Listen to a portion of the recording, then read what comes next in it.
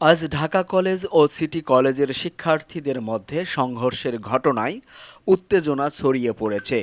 দুই প্রতিষ্ঠানের ছাত্রদের মধ্যে ধারাবাহিক সংঘর্ষের জেরে আজ আবারও সংঘর্ষের ঘটনা ঘটে, যাতে দুই শিক্ষার্থী আহত হয়েছেন।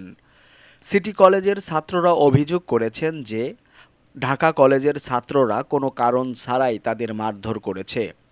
অন্যদিকে পুলিশের পক্ষ থেকে বলা হয়েছে, ছাত্রদের অল্প বয়স ও মাত্রাতিরিক্ত আবেগের কারণে এমন ঘটনা ঘটতে পারে।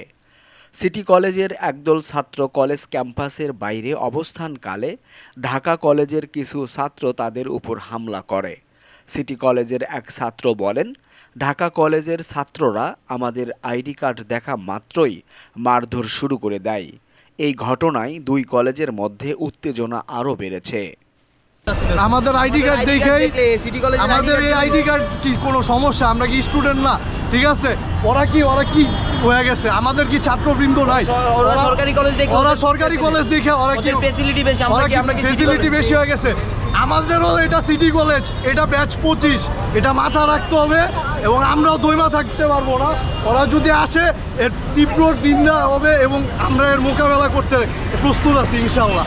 এ ঘটনায় ঢাকা মহানগর পুলিশের এক কর্মকর্তা তারিকুল ইসলাম বলেন, ছাত্ররা অল্প বয়সী এবং তাদের মধ্যে আবেগের প্রভাব বেশি।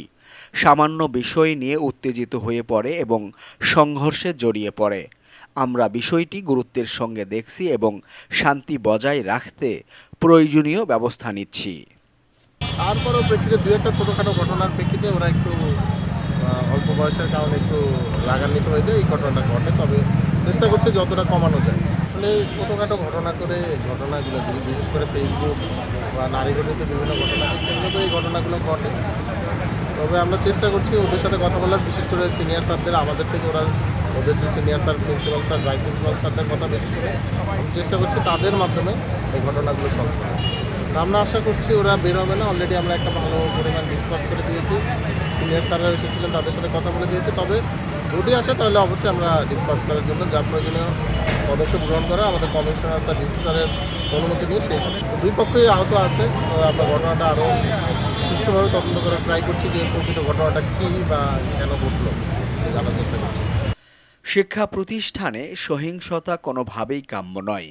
ছাত্রদের মধ্যে পারস্পরিক শ্রদ্ধাবোধ ও শান্তিপূর্ণ সহাবস্থান নিশ্চিত করতে শিক্ষক, অভিভাবক ও প্রশাসনের সমন্বিত উদ্যোগ প্রয়োজন।